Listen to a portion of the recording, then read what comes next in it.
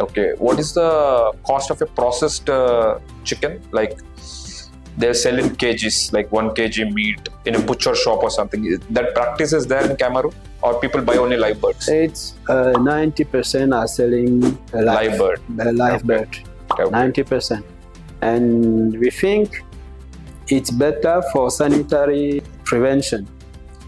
For sanitary security, it's better to use slaughter house and sell meat by kg or transform. That is one of the reasons NAPCAM group have started making his slaughter house.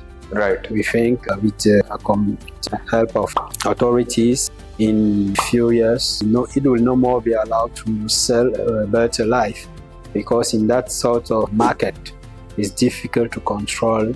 We call it the biosecurity, when feed animals are traveling alive around the country like that. But if it is if you just have to sell meat, then it will be more secure for people.